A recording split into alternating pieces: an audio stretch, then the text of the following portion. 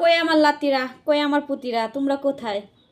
তোমাদের ভূতের নানি তোমাদেরকে খুঁজতাছি।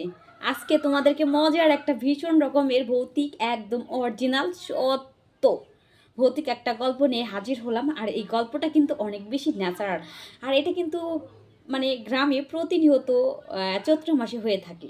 সো আমার নাতিপুতিরা কোনো কথা নাই, এখন কিন্তু শুনবার নতুন পর্ব। আজকে হচ্ছে চৈত্র মাসের ভৌতিক প্রথম পর্ব। এই চৈত্র মাসের প্রথম ভৌতিক পর্বটা আজকে তোমাদের সাথে আমি শেয়ার করব। আশা করি সবাই অনেক বেশি শুনবা। আর সবার জন্য আমার অনেক অনেক ভালোবাসা রইলো। আর সবাই ইনশাল্লাহ প্রতিনিয়ত এই যে আমার এই ভূতের নানির পেজের এই ব্লগটা কন্টিনিউ করবা। আর হচ্ছে তোমাদের কারো যদি কোনো রকম ভৌতিক গল্প থাকে অবশ্যই আমার কমেন্ট সেকশনে এসে তোমরা অবশ্যই গল্পটা পাঠাই দিবা। তোমাদের নাম মেনশন করে আমি এই গল্পটা মানে ভিডিও আকারে তুলে ধরবো। সো বেশি কথা না বাড়িয়ে আমি চলে যাই গল্পে। আমাদের মানে এলাকাটা, আমাদের বাড়িটা হচ্ছে একদম চকের ভিতরে। আর এই চকের ভিতরে জানো নাতিরা আর পুতিরা, মানে এত চক, চার কোনা দেওয়া, চার সাইড দেওয়া, প্রচুর রকমের চক। আর ওইখানে হচ্ছে তোমার হলো ওই ভূতের যে একটা মানে আমাদের এক কাকা আছে, উনি হচ্ছে চৈত্র মাস যখন আসে তখন উনি একটা মানে দেবতা আছে, ওই দেবতারে নাকি ভোগ দেয়।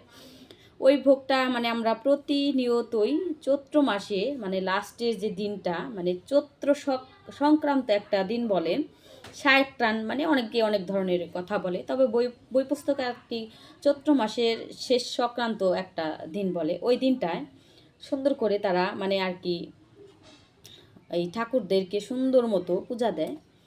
আর ওইখানে থাকে দুধ, কলা, তারপরে হচ্ছে একটা বড় অনেক বড় একটা হচ্ছে মাছ পাতা। ওই মাছ পাতার ভিতরে থাকে হচ্ছে সিঁদুরের ফুটা। আর সিঁদুরের ফুটার সাথে অনেকগুলা নিষ্কান্দা আটকানো থাকে।